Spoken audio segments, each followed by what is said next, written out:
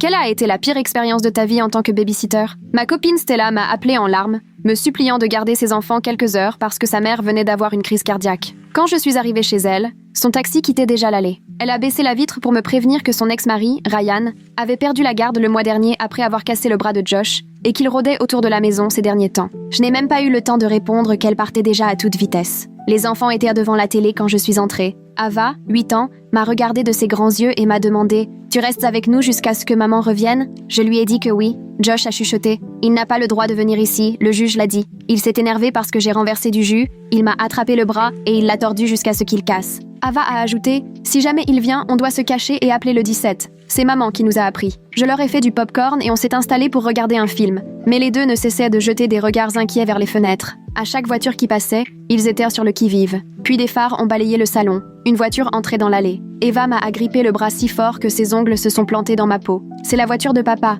Josh s'est mis à trembler. 3 coups secs ont résonné à la porte. Ryan a appelé « Eva, Josh, c'est papa. Ouvrez-moi. » Les enfants se sont précipités derrière le canapé, Josh protégeant son plâtre. Eva pleurait en silence, secouée de sanglots. Les coups ont repris, encore plus violents. Ryan a crié « Je sais que vous êtes là. J'ai vu quelqu'un par la fenêtre. Ne mettez pas papa en colère. » J'ai regardé discrètement par le Judas, un homme en chemise froissée qui titubait légèrement. Même à travers la porte, je sentais l'alcool. Ryan a hurlé « Les enfants, j'entends la télé. Je suis allée voir mamie ce matin. » Apparemment, le stress a été trop fort pour son cœur fatigué. Un frisson m'a parcouru. J'ai sorti mon téléphone pour appeler la police. Mais il a sûrement compris car il a collé son visage à la porte en disant « Je sais que Stella n'est pas là. Je l'ai vue partir. Elle file à l'hôpital, hein ?» Je suis restée muette, composant le 17 avec des doigts tremblants. Ryan s'est mis à hurler « C'est chez moi !» et a frappé la porte de plus en plus fort. « Josh, tu sais ce qui arrive quand tu n'obéis pas. » Les enfants éclataient en sanglots. Puis, d'un coup, les bruits se sont arrêtés et j'ai entendu des pas s'éloigner. Par la fenêtre latérale, j'ai vu Ryan retourner à sa voiture, ouvrir le coffre et sortir une barre de fer. Il a crié « Dernière chance, ouvrez cette porte ou j'entre. » J'ai attrapé les enfants et on a filé à l'étage, direction la salle de bain. Eva a soufflé. « Verrouille la porte. Il ne peut pas casser la serrure, on a déjà essayé. » Un bruit de verre brisé a retenti d'en bas. Il venait de défoncer la fenêtre du salon. On l'entendait faire tomber les morceaux avant de pénétrer à l'intérieur. Sa voix s'est élevée, calme, ce qui faisait encore plus peur. « Où sont mes enfants? Papa veut juste discuter. Vous racontez ma visite à mamie. » J'étais en ligne avec le 17, murmurant notre adresse. L'opératrice a dit que les secours arrivaient et de ne surtout pas sortir. Des pas lourds montaient en l'escalier. Ryan s'est arrêté devant la porte de la salle de bain. Il racontait « Elle était tellement surprise de me voir. Elle s'est agrippée la poitrine aussitôt. Il fallait voir sa tête quand je lui ai dit ce que Stella prépare. » Les enfants se sont regardés, horrifiés. La poignée a tourné lentement. Ryan disait « Je vous ai trouvé. » Puis un énorme coup de pied a fait craquer la porte, mais elle a tenu. Un autre coup, l'encadrement commençait à se fendre. Ryan hurlait « Vous ne pouvez pas vous cacher de moi !» et enchaînait les coups. Entre deux, il criait « Josh, tu te souviens de ce qui est arrivé à ton chiot quand tu as voulu parler à la maîtresse ?»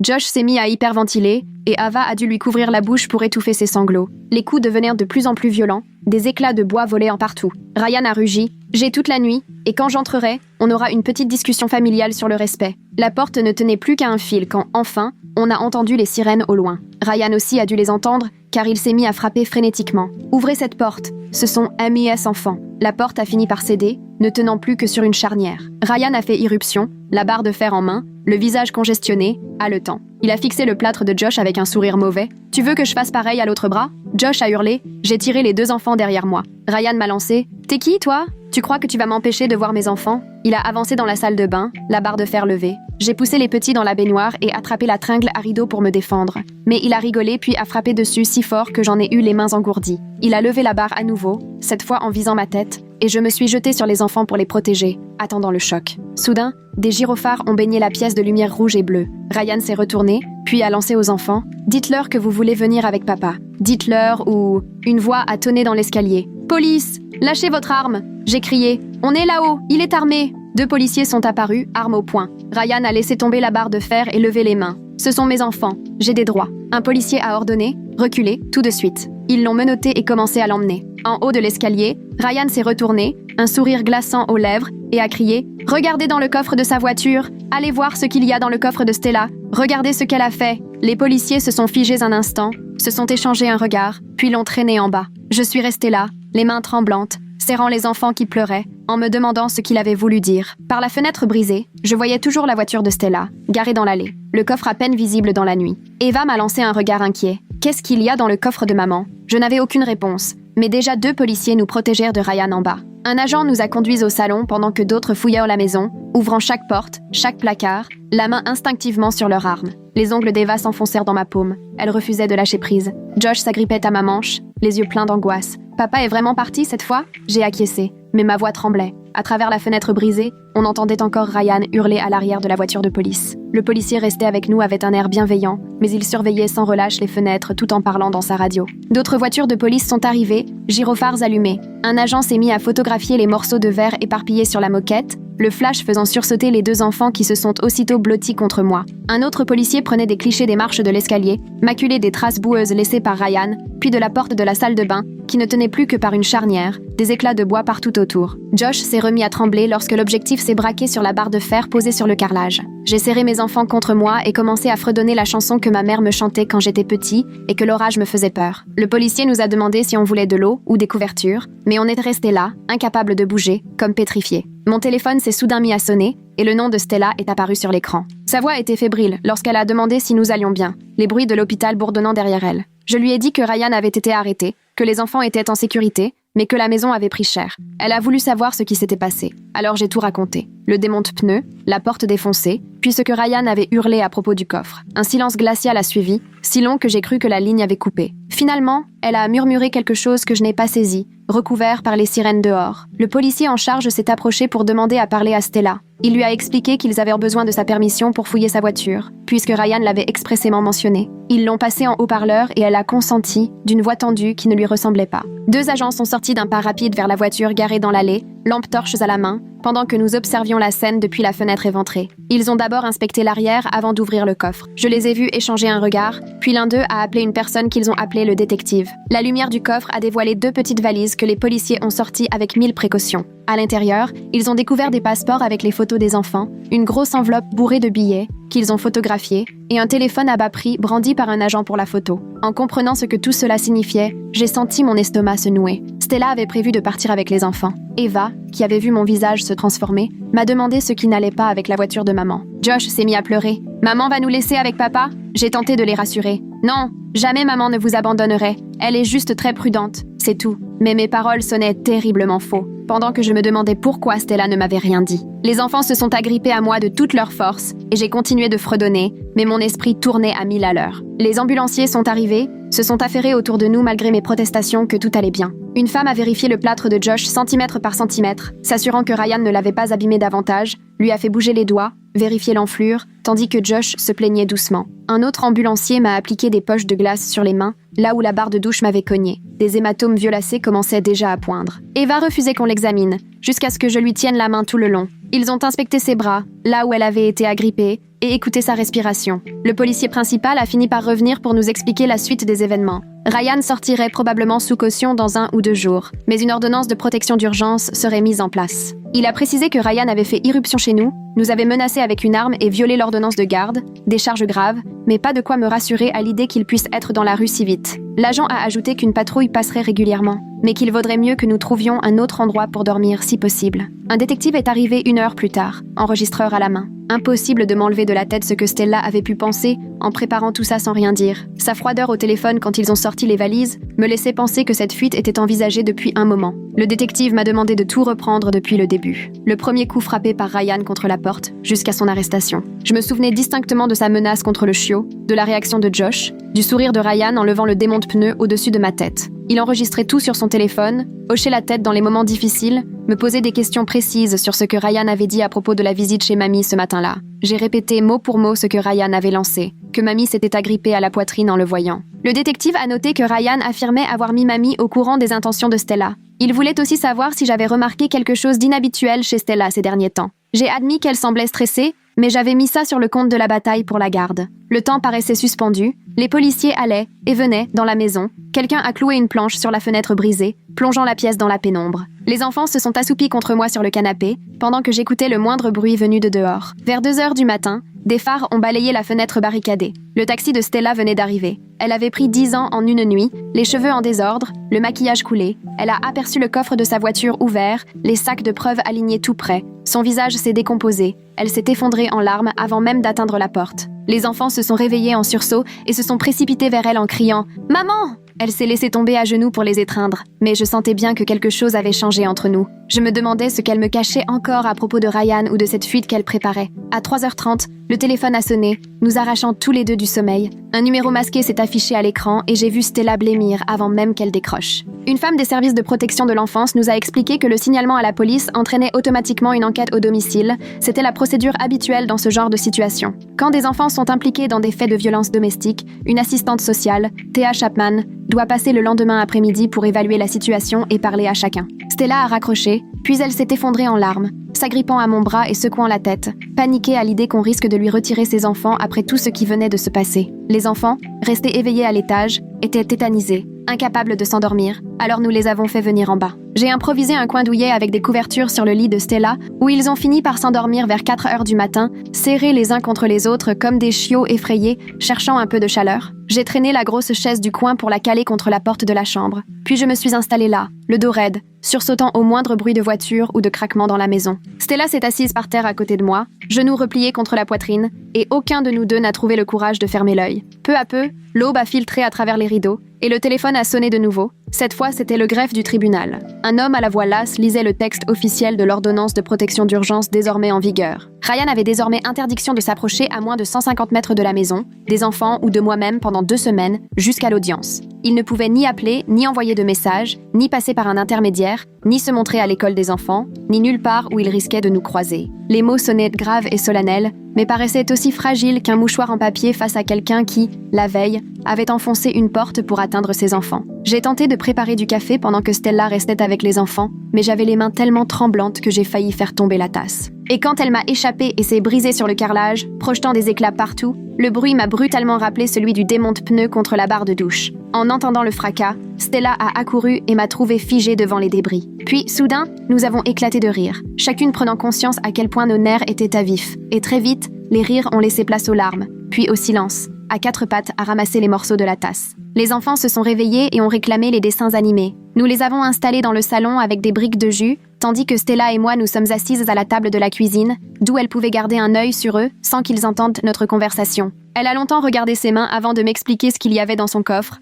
un kit de secours qu'elle préparait depuis des mois, de l'argent mis de côté sur les courses, les passeports des enfants cachés dès que Ryan avait menacé de les emmener au Canada, quelques vêtements, des jouets et un téléphone prépayé pour appeler sa sœur dans l'Oregon. Elle avait prévu de partir la semaine suivante, de prendre la voiture sans s'arrêter, car son avocate lui avait dit que Ryan risquait d'obtenir bientôt un droit de visite sans supervision, même après avoir cassé le bras de Josh, et elle refusait de laisser cela arriver. Elle ne pouvait pas prendre le risque qu'il leur fasse encore du mal, cette fois sans témoin. Son téléphone a vibré. C'était un message de son avocate. En le lisant à voix haute, le visage de Stella s'est décomposé. Ryan a payé sa caution avec l'argent de ses parents, $10 000 en liquide, et il est déjà dehors. Son avocat vient de déposer une requête d'urgence, affirmant que Stella tenterait un enlèvement parental à cause de ce que la police a trouvé dans son coffre. L'ordonnance de protection tenait toujours, mais savoir Ryan libre, quelque part à préparer sa riposte, me glaçait le sang. L'inspecteur Kenny Meadows est arrivé cet après-midi-là dans une voiture banalisée. Un homme grand au regard doux qui s'est assis à notre table avec son carnet et m'a demandé de tout lui raconter à nouveau,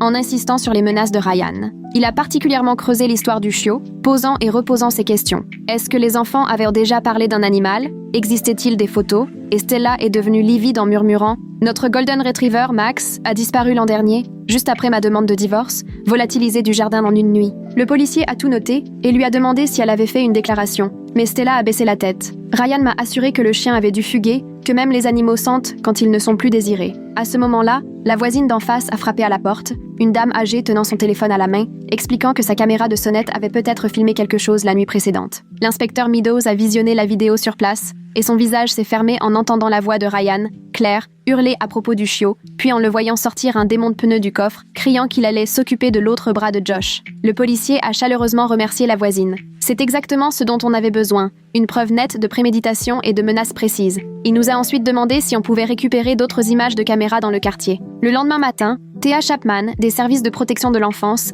est arrivée dans une voiture officielle, jeune femme sérieuse, carnet à la main, qui a passé la maison au peigne fin, photographiant la fenêtre condamnée, la porte de salle de bain arrachée, les bris de verre oubliés dans un coin. Elle a interrogé chaque enfant séparément dans leur chambre, pendant que Stella et moi attendions dans la cuisine.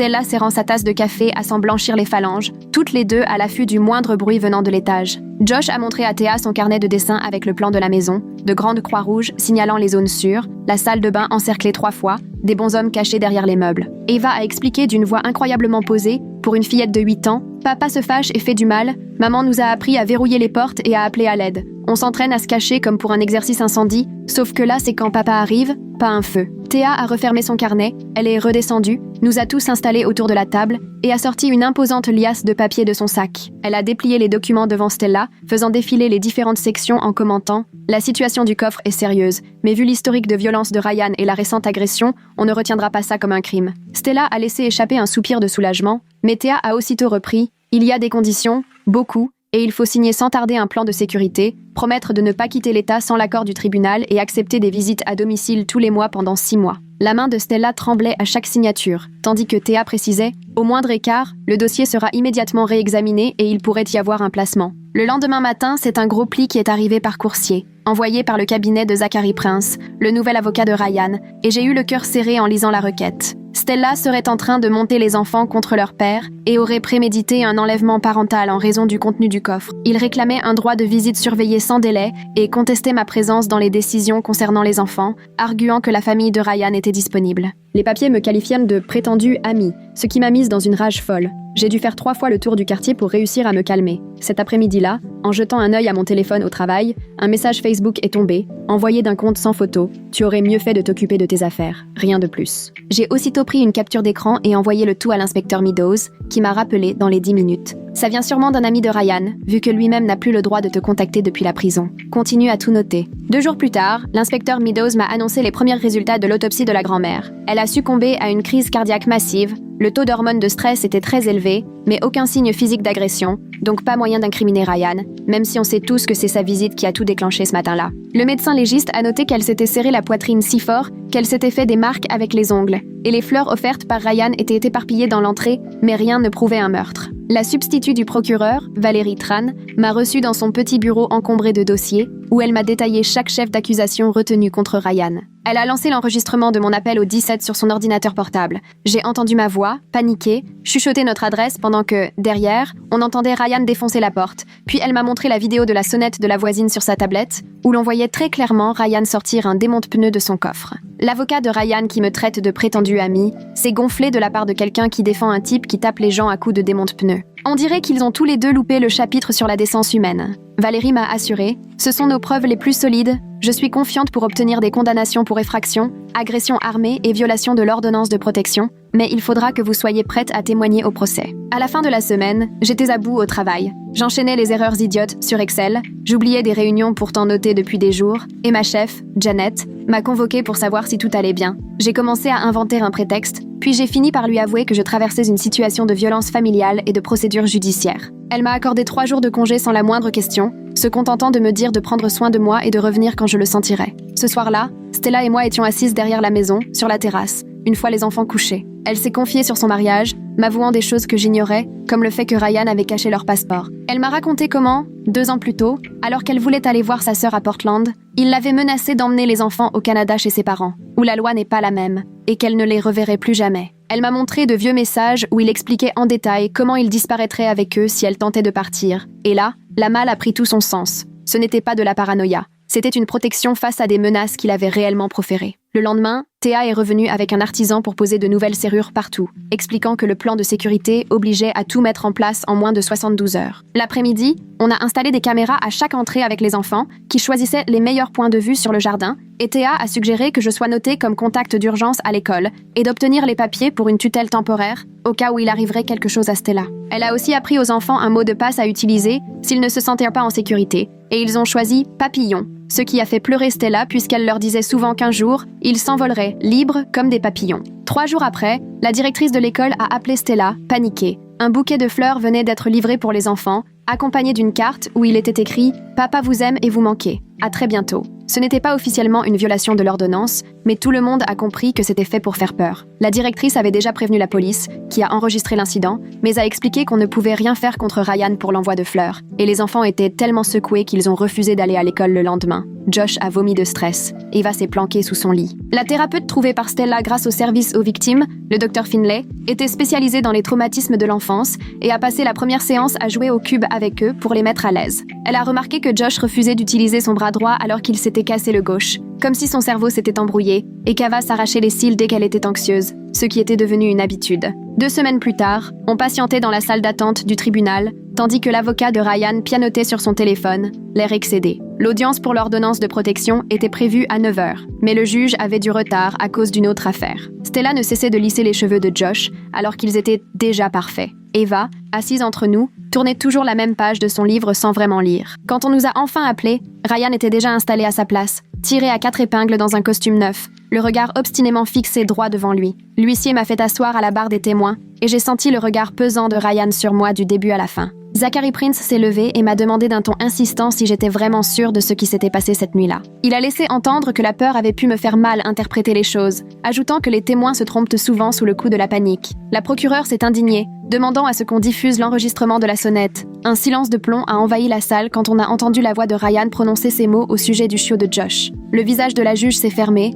elle s'est penchée en avant, tout à coup très attentive. Elle a demandé à réécouter l'enregistrement, et cette fois, elle prenait des notes. Zachary a tenté de minimiser, expliquant qu'il ne s'agissait que d'un père dépassé. Mais la juge l'a interrompu sans ménagement. Elle a accordé l'ordonnance d'éloignement pour 6 mois et exigé que Ryan passe une évaluation psychologique avant toute reprise de contact avec les enfants. Ryan s'est levé brusquement en criant que nous mentions, accusant Stella de monter les enfants contre lui. L'huissier s'est approché, mais Ryan continuait de revendiquer ses droits de père. Il a fallu 2 agents de sécurité pour le saisir et l'emmener de force, tandis qu'il hurlait que tout cela n'était pas terminé. Nous sommes restés encore 10 minutes dans la salle d'audience à remplir la paperasse, alors qu'on l'entendait vociférer dans le couloir. 2 heures plus tard, mon téléphone s'est mis à vibrer sans interruption. Notification Facebook en pagaille. Ryan venait de publier un long message où il accusait Stella d'enlèvement et affirmait que je l'avais aidé à lui voler ses enfants. Il racontait à qui voulait l'entendre qu'on était complice d'un complot et demandait à tout le monde de relayer sa publication pour obtenir justice. Ses amis commentaient, partageaient, et bientôt Stella a reçu des dizaines de messages d'inconnus.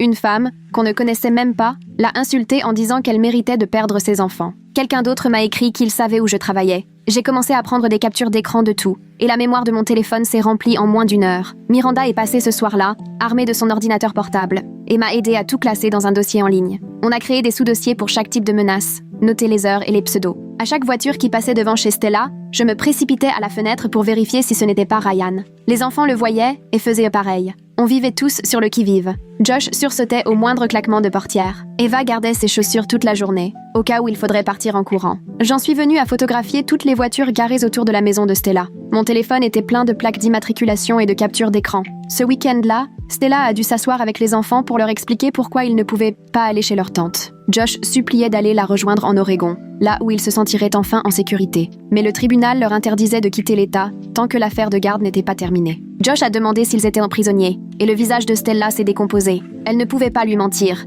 mais elle n'arrivait pas non plus à lui dire toute la vérité. Eva a simplement dit que ce n'était pas juste que papa puisse leur faire peur même quand il n'était pas là. 3 jours plus tard, alors que je faisais des courses, une voiture a démarré bruyamment sur le parking et, d'un coup, je me suis retrouvée plongée dans le souvenir de la salle de bain, Ryan frappant à la porte, les enfants hurlant. J'avais la poitrine serrée, du mal à respirer, les mains engourdies. Une inconnue m'a aidée à m'asseoir sur un banc, s'inquiétant de savoir si j'avais besoin d'une ambulance. J'ai réussi à appeler le numéro d'urgence que l'inspecteur Meadows m'avait donné. La conseillère est restée avec moi au téléphone pendant 20 minutes, jusqu'à ce que je retrouve mon souffle. L'inspecteur Meadows m'a rappelé la semaine suivante pour me donner des nouvelles du dossier pénal. Il m'a dit qu'ils avaient suffisamment de preuves pour des accusations graves, mais que l'avocat de Ryan tentait de négocier un accord. Si Ryan acceptait de plaider coupable à des faits moins graves, il s'en tirerait probablement avec une simple mise à l'épreuve au lieu de la prison. Rien que d'imaginer qu'il puisse rester en liberté me donnait la nausée. Meadows a expliqué que les procès étaient toujours imprévisibles, et qu'en lancer un voudrait dire que les enfants devraient témoigner. Parfois, il vaut mieux choisir l'issue la plus sûre, même si elle paraît injuste, plutôt que de risquer un acquittement total.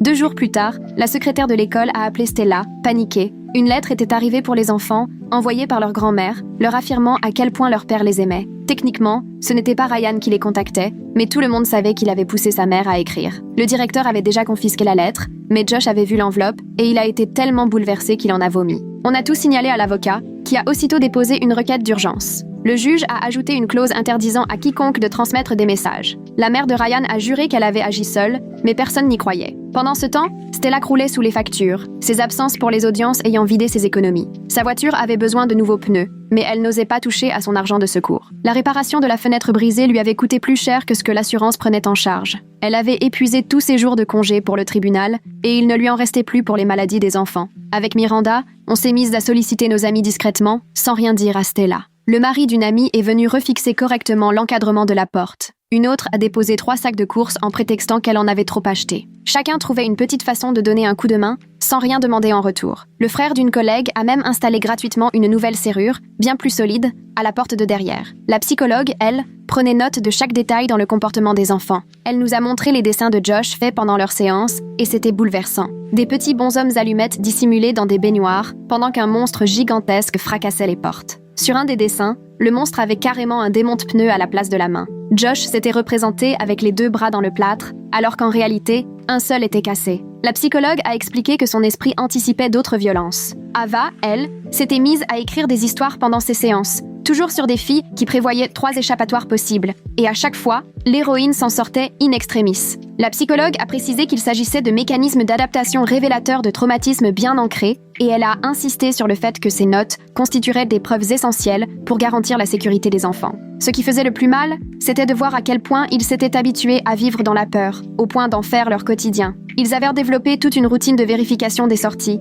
systématiquement, dès qu'ils entrèrent dans une pièce. Josh testait les poignées de porte pour vérifier qu'elles tenaient bon, tandis qu'Eva gardait sur elle la liste des adultes de confiance de l'école, vers qui elle pourrait se tourner en cas de problème. Ce n'était même plus réfléchi, c'était devenu leur façon d'exister. 3 jours plus tard, le détective Meadows a appelé pendant que je préparais le petit déjeuner des enfants pour demander s'ils pouvaient passer faire un point. L'histoire de la lettre de la grand-mère est intéressante. Maintenant que le contact direct est interdit, Ryan se sert de sa mère pour passer ses messages. C'est une manière assez calculée de contourner l'ordonnance de protection. Il fait faire le sale boulot à sa propre mère tout en gardant l'air innocent. Il est arrivé 20 minutes plus tard, les bras chargés d'un dossier bien épais, qu'il a éparpillé sur la table de la cuisine chez Stella, pendant que les enfants regardèrent des dessins animés dans la pièce d'à côté. Il a sorti un ticket de station-service et une capture d'une caméra de surveillance, montrant Ryan en train de faire le plein dans une station à tout juste 3 km de chez la grand-mère, 1 heure avant qu'elle ne fasse son infarctus. Sur le ticket, on voyait aussi qu'il avait acheté un bouquet de fleurs avec l'essence. Meadows a montré une autre photo où le même genre de fleurs était éparpillé dans l'entrée de la maison quand les secours sont arrivés. Ryan avait assuré à son avocat qu'il était resté au travail toute la matinée,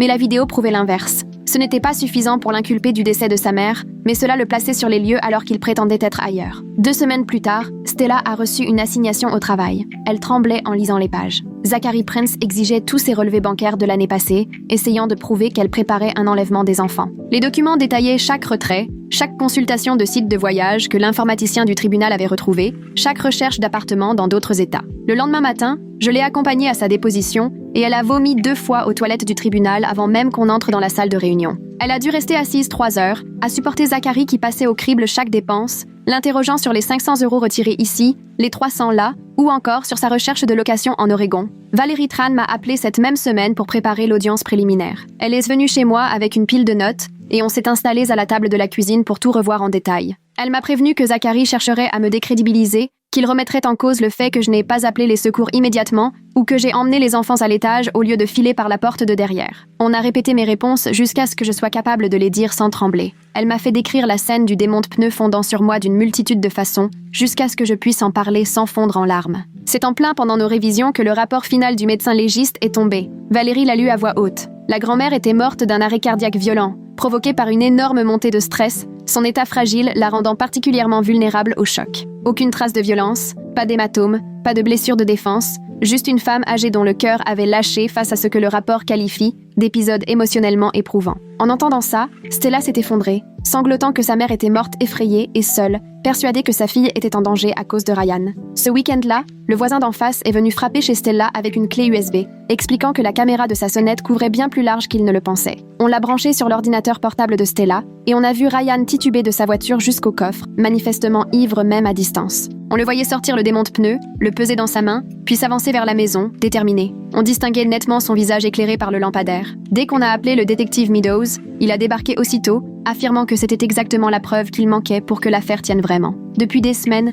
je recevais des messages anonymes sur les réseaux sociaux, et j'en avais fait des captures d'écran systématiques. Tous disaient la même chose, que j'aurais mieux fait de rester en dehors de tout ça, que j'allais le regretter, que les curieux finissaient toujours par croiser des problèmes. J'ai imprimé les 47 messages et les ai remis à Valérie lors de notre prochaine rencontre. Elle les a étalés sur son bureau, soulignant les similitudes entre les formulations et montrant que toutes les adresses IP étaient localisées soit près du travail de Ryan, soit chez ses parents où il logeait. Elle a ajouté l'intimidation de témoins à la liste déjà longue des charges, m'expliquant que chaque chef d'accusation supplémentaire augmentait le risque de prison pour Ryan et renforçait la protection des enfants grâce à des mesures d'éloignement prolongées. L'audience devant le juge aux affaires familiales s'est tenue un mardi matin. La juge a pris 1 heure pour étudier toutes les preuves avant de rendre son verdict. Ryan devrait suivre 1 an complet de stage contre la violence conjugale avant qu'une visite non surveillée ne soit même envisagée. Toutes les rencontres se feraient désormais dans un centre spécialisé, sous la supervision de professionnels, et plus jamais chez des proches de la famille, où il aurait pu manipuler la situation. Quand la juge a rendu sa décision, Stella m'a serré la main si fort qu'elle m'a laissé des marques de ses ongles dans la paume.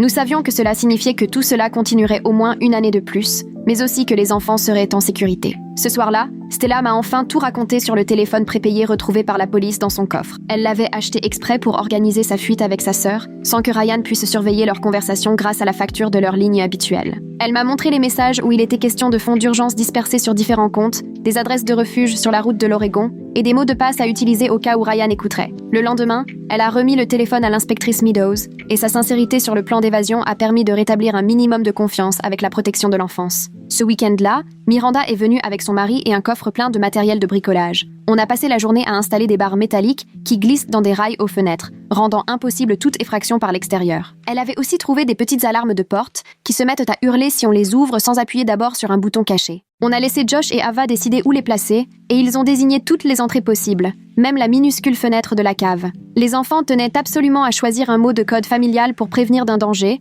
et après en avoir hésité sur une douzaine, ils ont arrêté leur choix sur papillon, parce que Stella leur avait expliqué qu'un jour, ils pourraient eux aussi s'envoler comme des papillons. Ça m'a fendu le cœur d'entendre Josh s'entraîner à le prononcer d'une voix posée, comme il l'avait appris lors de ses séances de thérapie. 2 semaines plus tard, le centre de visite surveillé nous a appelés pour confirmer le premier rendez-vous avec Ryan. Stella a passé la nuit d'avant à vomir de stress. Je les ai emmenés dans ce bâtiment anonyme, sans aucune enseigne, qui, de dehors, ressemblait à n'importe quel bureau. Ryan est arrivé avec 15 minutes de retard, sortant d'un Uber, clairement tendu. La superviseure l'a accueilli à la porte et a posé calmement les règles, pendant que les enfants observèrent depuis la salle de surveillance. Ryan n'a pas arrêté de réclamer d'être seul avec eux, répétant que la superviseure bafouait ses droits, élevant la voix à chaque refus. Quand les enfants sont enfin entrés, Josh est resté collé au mur, fuyant tout contact du regard. Ryan lui a lancé « Viens faire un câlin à papa », et Josh a seulement secoué la tête, tremblant de tout son corps. Le visage de Ryan s'est empourpré. Il s'est levé si brusquement que sa chaise a basculé, faisant sursauter les 2 enfants. La superviseure s'est aussitôt interposée.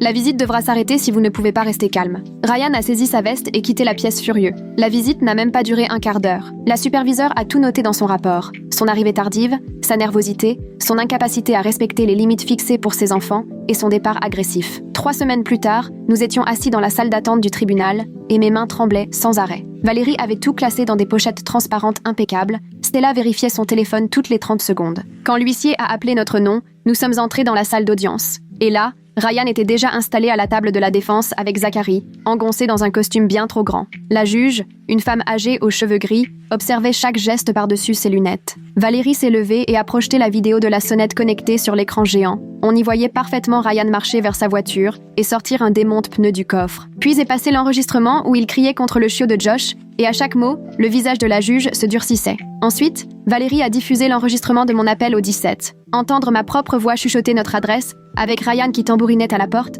m'a glacé le sang. Elle a aussi présenté des captures d'écran de faux messages Facebook, expliquant comment ils avaient pu être rattachés à des adresses IP situées près du lieu de travail de Ryan. Zachary s'est levé et a plaidé. Ryan est juste un père désespéré qui veut voir ses enfants. Vous dramatisez. La juge l'a regardé comme s'il venait de sortir une énormité. C'était mon tour de témoigner. J'ai marché jusqu'à la barre, les jambes en coton. Pendant 40 minutes, j'ai répondu aux questions sur cette nuit-là, tentant de garder une voix posée, même quand Zachary insinuait que j'exagérais ou que j'embrouillais les faits. Je me suis rappelé le conseil de Valérie. M'en tenir aux faits, ni colère, ni larmes. Quand Zachary a demandé « Vous n'auriez pas pu mal interpréter les intentions de Ryan ?» j'ai simplement désigné l'écran où il tenait toujours le démonte-pneu. La juge s'est adressée directement à moi. « Craignez-vous pour votre sécurité ?» Et j'ai répondu oui, sans la moindre hésitation. Quand je me suis rassis, Stella m'a serré la main si fort que j'ai cru qu'elle allait me la broyer. La juge a pris 20 minutes pour relire tout le dossier, puis elle est revenue déclarer « Je considère que tous les chefs d'accusation sont fondés. Violation de domicile, agression avec arme, non-respect de l'ordonnance de protection, intimidation de témoins, Tout tenait la route pour envoyer l'affaire devant le tribunal correctionnel. Ryan est devenu livide, a commencé à se lever, mais Zachary l'a forcé à se rasseoir en lui glissant des mots à l'oreille. 2 jours plus tard, Valérie a appelé. Elle offrait à Ryan un accord de plaidé coupable, avec 2 ans de probation, obligation de suivre un programme contre la violence, maintien de l'ordonnance d'éloignement, visite surveillée uniquement et interdiction de posséder des armes. Ce n'était pas tout ce qu'on espérait, mais Valérie m'a expliqué. Un procès, c'est risqué, surtout quand certains jurés se laissent attendrir par un père qui prétend vouloir simplement revoir ses enfants. S'il acceptait, on avait la garantie d'être protégé. Si on refusait et qu'on perdait au procès, il pouvait repartir libre. Franchement, entendre l'avocat de Ryan le décrire comme un père désespéré après la vidéo où il brandit un démon de pneus, c'est vraiment tordre la réalité. La prochaine fois, il nous expliquera sûrement que ces menaces sur Facebook étaient juste des invitations d'amis un peu insistantes. La semaine suivante, on a dû retourner au tribunal de la famille à cause de toute cette histoire de coffre. La juge a passé en revue toutes les preuves de la préparation de Stella à la fuite et a secoué la tête, l'air accablé. Elle a dit à Stella « C'était une erreur de prévoir de partir avec les enfants, même si vous aviez peur. » Mais en découvrant les photos du bras cassé de Josh et les rapports de police, elle a ajouté « Je comprends qu'une mère puisse paniquer dans une telle situation. » Elle a donc imposé des restrictions de déplacement. Stella devait prévenir 48 heures à l'avance avant tout départ, mais elle n'a pas retiré la garde pour autant. Stella a fondu en larmes, là, dans la salle d'audience. L'avocat de Ryan a appelé dans l'après-midi pour annoncer qu'il acceptait l'accord de plaider coupable. Zachary a précisé que si Ryan allait au procès et perdait, il risquait jusqu'à 5 ans de prison. L'accord prévoyait une surveillance renforcée et au moindre écart, même minime, il purgerait la totalité de la peine. Ce n'était pas idéal, mais au moins, cela assurait de vraies conséquences et une protection pour les enfants. Valérie a déposé tous les documents le jour même. 1 mois plus tard, Théa a appelé pour annoncer que l'ASE ne viendrait plus qu'1 fois par trimestre, au lieu des visites hebdomadaires. Le plan de sécurité restait en place, mais la famille avançait vraiment. Les enfants voyaient leur thérapeute 2 fois par semaine, et Stella respectait toutes les recommandations. Josh s'était remis à utiliser son bras droit, et Eva ne s'arrachait plus les cils. Pour la première fois, on avait l'impression de pouvoir enfin respirer, de ne plus vivre constamment sur le qui-vive. Moi aussi, je constatais des changements. Je ne sursautais plus au moindre claquement de portière, même si je vérifiais encore 3 fois les serrures avant de dormir. Impossible de m'asseoir dos à la porte,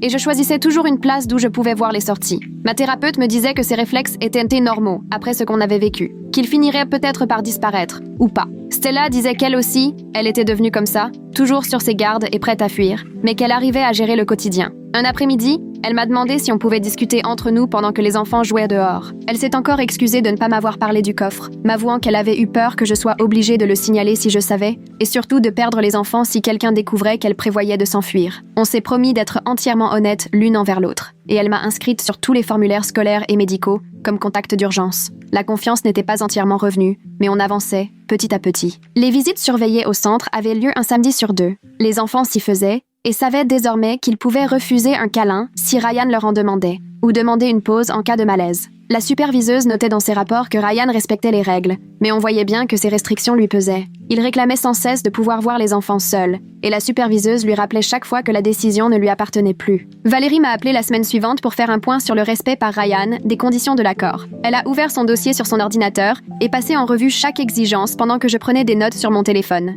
Il assistait bien à toutes les séances du programme pour auteurs de violence, chaque mardi soir, signant la feuille de présence et restant les 2 heures complètes. L'établissement envoyait un compte-rendu hebdomadaire confirmant sa présence et son implication. Il n'avait cherché à nous contacter ni par les réseaux sociaux, ni par des tiers, ni autrement. Son bracelet GPS prouvait qu'il était resté loin de la maison, de l'école et de tous les autres endroits interdits par l'ordonnance. Valérie m'a rappelé de continuer à tout noter, de faire des captures d'écran au moindre message étrange ou de signaler toute voiture suspecte. J'avais déjà rempli 2 carnets entiers de dates et d'heures d'événements qui semblaient anodins, mais pourraient avoir leur importance plus tard. L'expert de l'assurance est passé cet après-midi-là pour constater la fenêtre brisée et la porte endommagée. Il a pris des photos sous tous les angles et mesuré les éclats de verre restés dans le cadre. Miranda est arrivée pendant qu'il était là, avec une boîte de beignets et un chèque du fonds d'urgence de son église. L'expert m'a dit que l'assurance couvrirait la majeure partie, mais qu'il resterait 500 € de franchise. Miranda m'a donné le chèque du montant exact avant même que je lui en parle. 3 jours plus tard, les vitriers sont venus poser les nouvelles vitres renforcées, avec des verrous supplémentaires et des barres métalliques à l'intérieur. Josh et Eva observaient tout depuis l'escalier, posant 1000 questions sur la solidité du nouveau verre. Quand les ouvriers sont repartis,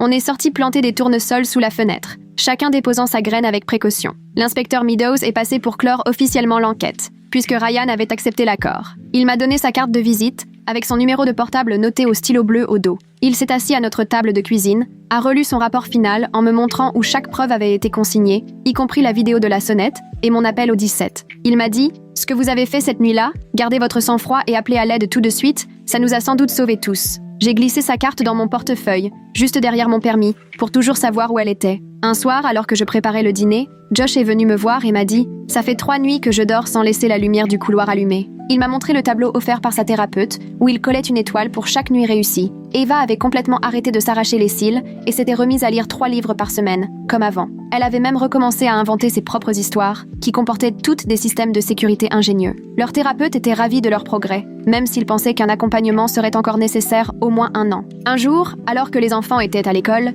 Stella m'a proposé de discuter sur sa terrasse, nos cafés refroidissant dans nos mains. Elle a compris que je ne pourrais plus être disponible pour chaque crise ou urgence, comme avant. Je lui ai dit « Je garderai les enfants de temps en temps et je resterai inscrite sur tous les formulaires d'urgence, mais il faut aussi que je reconstruise ma propre vie. » Elle avait déjà commencé à s'ouvrir, en rejoignant un groupe de mamans solo au centre social et en discutant avec d'autres parents à l'école. On restait amis, mais avec de nouvelles limites qui nous protégeaient allant toutes les deux. Le tribunal nous a envoyé une grosse enveloppe, avec les décisions finales signées par le juge. Les visites surveillées devaient durer encore 1 an, avec un rapport chaque mois sur le comportement de Ryan et son respect des règles. Stella, elle, n'avait pas le droit de quitter la région pendant 6 mois sans l'autorisation écrite du tribunal. Les enfants devaient poursuivre leur suivi chez la psy 2 fois par semaine, et les comptes rendus étaient directement envoyés au juge. Ryan, lui, devait suivre l'intégralité du programme de responsabilisation de 52 semaines et passer une évaluation psychologique réussie avant qu'on puisse envisager la moindre évolution. Les papiers détaillaient précisément ce qui se passerait si l'un de nous ne respectait pas la moindre règle. Un samedi après-midi, on a installé une caméra supplémentaire pour surveiller le jardin et le portail du côté de la maison. Les enfants se sont chargés de passer les câbles et m'ont montré leur nouvelle carte de sécurité, avec les cachettes mises à jour dans le garage et la cave. On s'est entraîné à utiliser papillon comme mot de code en cas de danger, et tout le monde savait qu'il fallait appeler le 17 avant toute autre chose. La thérapeute disait qu'être prêt, c'était sain, tant qu'on ne laissait pas la peur guider notre vie. La visite surveillée de Ryan au parc s'est finalement passée mieux que ce que j'imaginais. La superviseuse envoyait des nouvelles toutes les demi-heures, avec des photos de Ryan poussant Josh sur la balançoire, Josh affichant un vrai sourire. Il y avait aussi une photo de Ryan qui aidait Eva à traverser les barres, la soutenant quand ses bras commençaient à lâcher. L'accompagnatrice a noté que Ryan avait respecté toutes les consignes, n'avait rien dit de déplacé et était parti à la minute où la visite se terminait. Plus tard, en rentrant des courses en voiture, j'ai réalisé que j'avais fait tout le trajet sans passer mon temps à vérifier les rétros pour repérer sa voiture ou à scruter les parkings en espérant ne pas tomber sur lui. Voilà, c'est tout pour aujourd'hui. Merci d'être resté avec moi pendant que je partageais tout ça et que je me posais 1000 questions. Si vous êtes arrivé jusqu'au bout, laissez-moi un commentaire, ça me fait toujours plaisir de vous lire.